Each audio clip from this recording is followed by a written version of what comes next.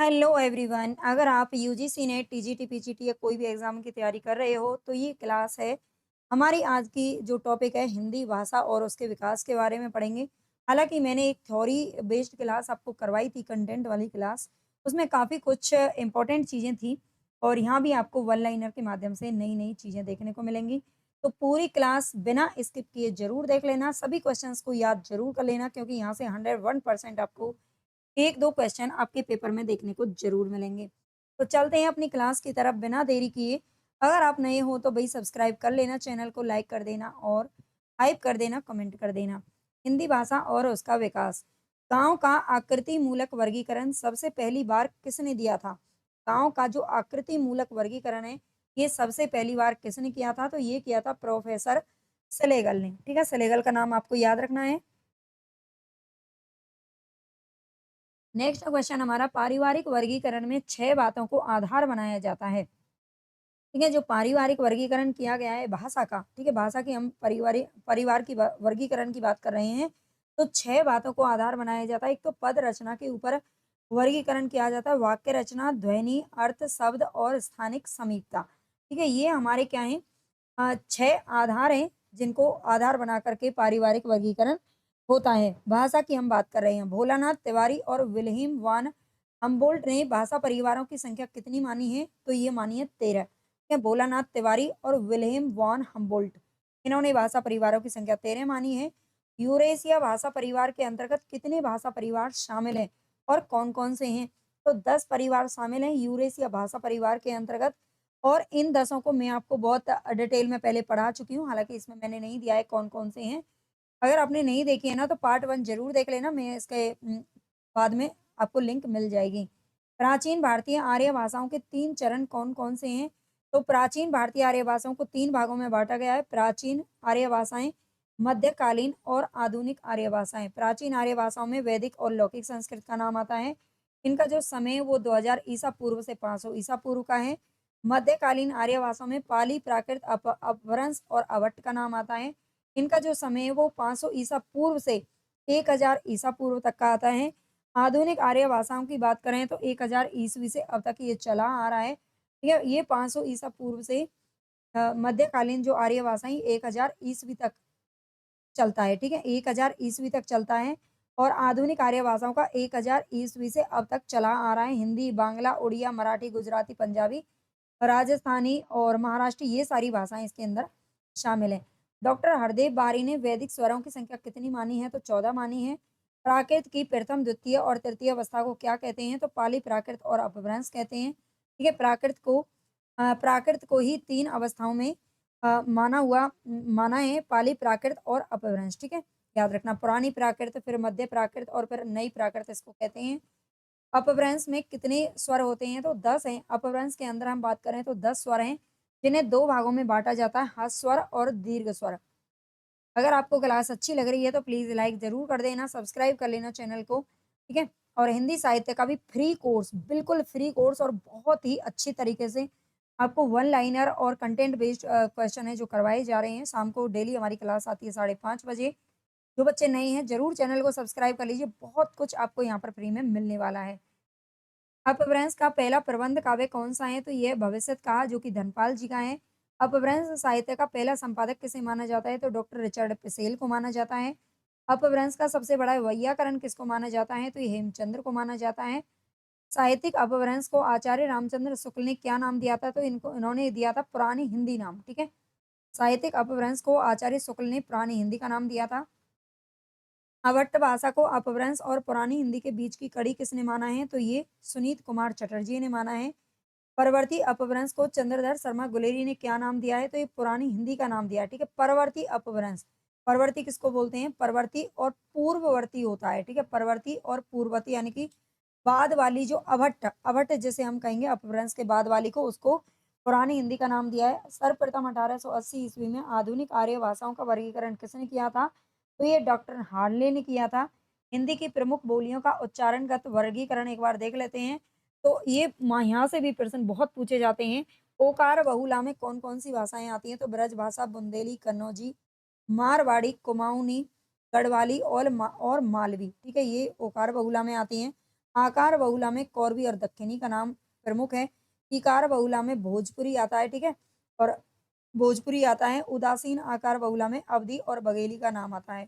हिंदी की बोलियों के नामकरण करता कौन है? तो कौरवी जो नाम है वो किसने दिया है? राहुल सांकृत्यायन ने दिया है। राजस्थानी नाम दिया है डॉक्टर ग्रियर्सन ने। डिंगल नाम दिया है बांकीदास। ब्रजबुली नाम दिया है ईश्वर चंद्र गुप्त ने। और बिहारी नाम दिया है ग्रियर्सन, ठीक है? राजस्थानी और बिहारी दोनों ही राज्यों के नाम भी हैं, राजस्थान और बिहार, और इनकी जो भाषाएं उनको दोनों को ग्रियर्सन ने दिया है। भोजपुरी रेमंड ने, मैथिली कर्ल ब्रुंक ने नाम दिया है। कौसली और भैंसवाड़ी किस बोली को कहा जाता है? तो ये अवधी बोली को कहा जाता है। ये अच्छे से आपको याद रख लेना, अवधी, ठीक है? ये इस पर बड़ी की मात्रा आती है तो ये भाषा का नाम है।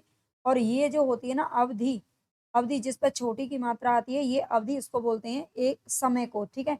अवधि किसको बोलते हैं? समय को बोलते हैं, दूरी को बोलते हैं। खड़ी बोली का नामकरण सुनीत कुमार चटर्जी ने खड़ी बोली को मर्दानी भाषा तथा जनपदीय हिंदुस्तानी कहा है। मोस्ट इंपोर्टेंट क्वेश्चन है ये सभी। पियर्सन ने देसी हिंदुस्तानी वर्नाक्यूलर हिंदुस्तान की संज्ञा दी है इसको। खड़ी बोली को प्राणनाथ ने हिंदुस्तानी की संज्ञा दी है, ठीक है? खड़ी बोली को हिंदुस्तानी किसने कहा है? तो प्राणनाथ ने कहा है। सुनीत कुमार चटर्जी ने खड़ी बोली का जो अर्थ है वो सीधी माना है, ठीक है? सीधी भाषा।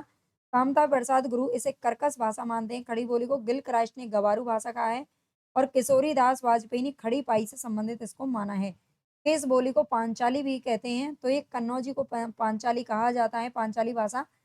हरियाणवी भाषा को किसने बांगरू भाषा का नाम दिया है? तो ये ग्रियर्सन ने दिया है, ठीक है? किसने दिया है? ग्रियर्सन ने दिया है, याद रखना। कामता प्रसाद गुरु ने वर्णों की संख्या कितनी मानी है? तो कुल वर्ण जो है इन्होंने 44 माने हैं।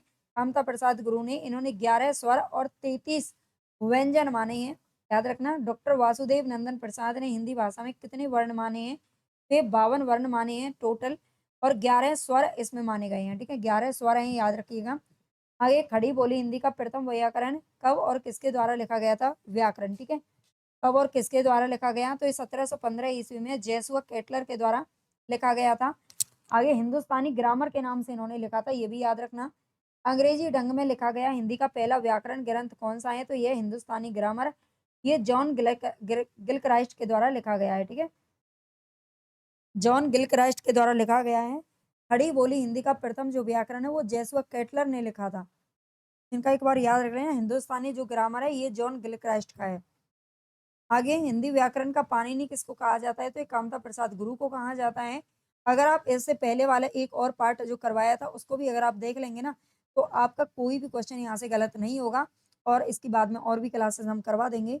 तो विकारी शब्दों में विकार उत्पन्न करने वाले कारक तत्वों की संख्या कितनी होती है? तो ये 6 है, जिसमें लिंग, वचन, काल, पुरुष, वाच्य तथा भाव। विकारी शब्द कौन से होते हैं? तो विकारी शब्द होते हैं जिनमें परिवर्तन हो जाए, ठीक है? जो परिवर्तन के योग्य हों, जिनमें लिंग, वचन, काल, पुरुष, यानी कि लिंग, संज्ञा, सर्वनाम के आदि के आधार पर उनमें क्या हो जाए? परिवर्तन हो सकता है, ठीक है? तो ये क्या होते हैं? विकारी शब्द होते हैं। और विकारी में कौन-कौन से होते हैं? जिनमें जो लिंग, वचन के काल के अनुसार जिनका क्या हो जाए?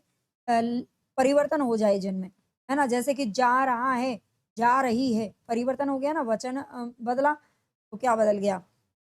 उसका जो वर्ब है वो भी बदल गई, क्रिया भी, ठीक है? तो ये हो गया परिवर्तन होना, वो विकारी शब्द कहलाते हैं। और विकारी शब्दों में कौन-कौन से होते हैं? तो 4 प्रकार के होते हैं विकारी शब्द। 4 प्रकार में कौन-कौन से होते हैं? तो ये शायद आप जानते होंगे। संज्ञा और सर्वनाम, विशेषण और क्रिया, ठीक है? सर्वनाम, विशेषण और क्रिया। इन चारों में क्या होता है? बदलाव होता है, आप जानते हैं।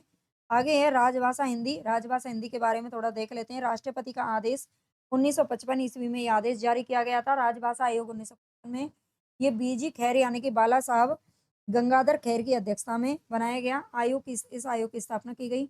संसदीय राजभाषा समिति की स्थापना 1959 में हुई। राजभाषा अधिनियम बना 1963 में और 1967 में इसको संशोधित किया गया। संकल्प 1968 ईस्वी में लिया गया। राजभाषा नियम 1976 में। इसके अंतर्गत 12 नियम निर्धारित किए गए थे। आगे भारत सरकार के कितने मंत्रालय हैं जो राजभाषा संबंधी कार्यों में संलग्न है? जो हिंदी से संबंधित या फिर किसी भी भाषा से संबंधित क्या करते हैं? कार्य करते हैं, वो है 3। इसमें गृह मंत्रालय का नाम आता है जिसे राजभाषा विभाग भी कहते हैं, ठीक है? गृह राजभाषा विभाग यही है। और विधि मंत्रालय और शिक्षा मंत्रालय इसी के अंतर्गत कार्य करते हैं। आगे केंद्रीय हिंदी यानी कि देखो जो गृह मंत्रालय है ना वो तो बहुत बड़ा है। गृह मंत्रालय में बहुत सारे अलग-अलग तरीके का कार्य होते हैं। जिसमें एक राजभाषा विभाग है ना वो राजभाषा से संबंधित कार्य करता है। अलग-अलग डिपार्टमेंट होते हैं ना जैसे कॉलेजेस वगैरह में होते हैं वैसे ही। केंद्रीय हिंदी प्रशिक्षण संस्थान की स्थापना किस विभाग के अंतर्गत हुई? तो ये गृह मंत्रालय के राजभाषा विभाग के अंतर्गत की गई थी। 1864 में मुंबई श्री चर्च कॉलेज के प्राध्यापक थे श्री पेठे। इन्होंने किस नाम से मराठी पुस्तक लिखी थी जिसमें उन्होंने भारत के लिए एक भाषा की आवश्यकता की बात की थी? तो ये है राष्ट्रीय भाषा, ठीक है।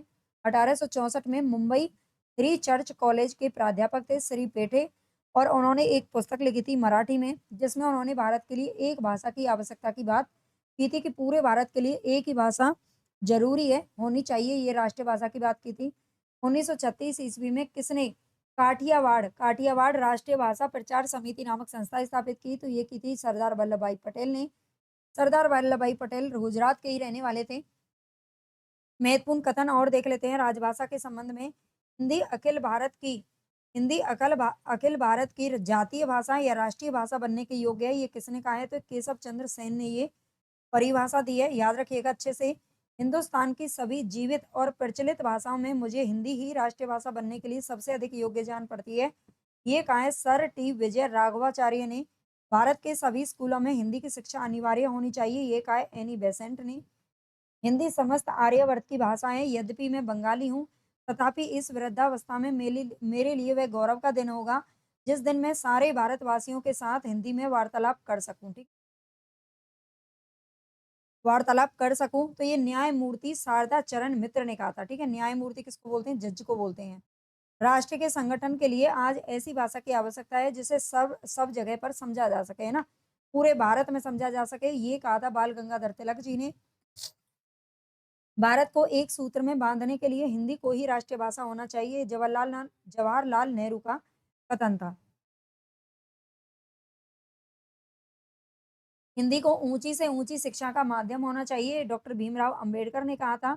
हिंदी में धागा है, हिंदी वह धागा है, ये कह रहा है कि हिंदी वह धागा है जो विभिन्न मातृभाषाओं रूपी फूलों को प्रोकर भारत माता के लिए सुंदर हार का सृजन करेगी, ये डॉक्टर जाकिर हुसैन ने कहा था। ठीक है, इसने कहा था, जाकिर हुसैन ने कहा था।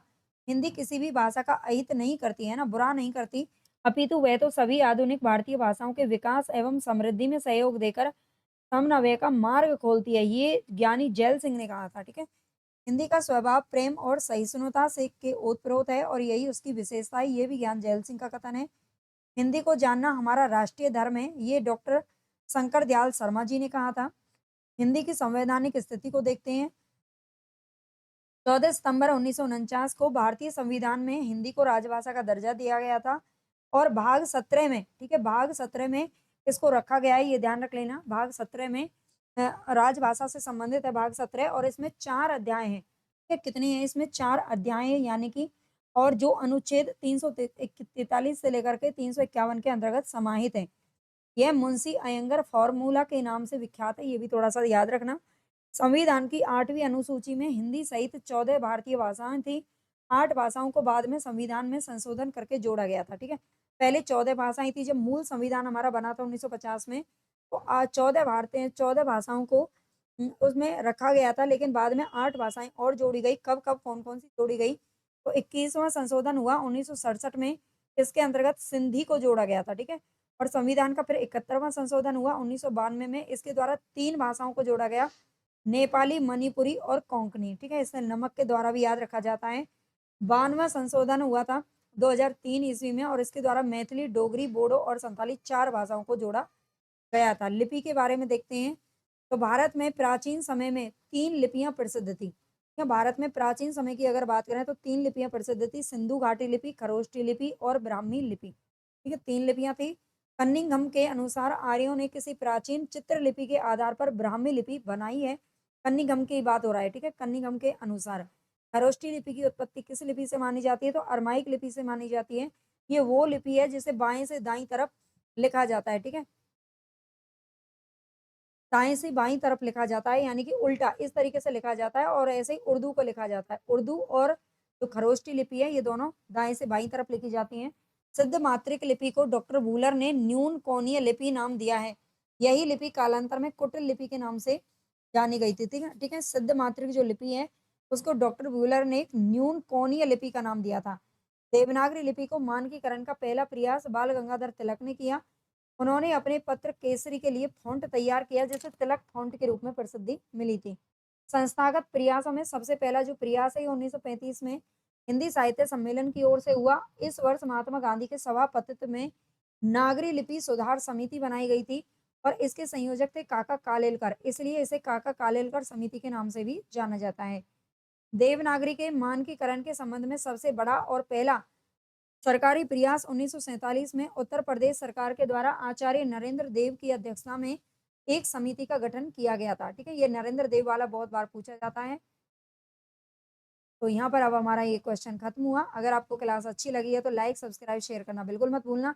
हिंदी साहित्य का फुल कोर्स आपको यूट्यूब पर करवाया जा रहा है, तो उससे आप ज़रूर जुड़ें, है ना? मेरी मेहनत तभी सार्थक होगी जब आप ज़्यादा से ज़्यादा बच्चों को शेयर करेंगे, ज़्यादा से ज़्यादा बच्चे देखेंगे और प्लीज़ कमेंट कर दिया करो। एक कमेंट में आपका कुछ नहीं जाता। नाइस, गुड, वेरी बैड कुछ भी लिखो, कम से कम एक कमेंट तो कम से कम किया करो, है ना? कोई गलती होती है उसी को बता दिया करो। चलिए ठीक है, बाय-बाय।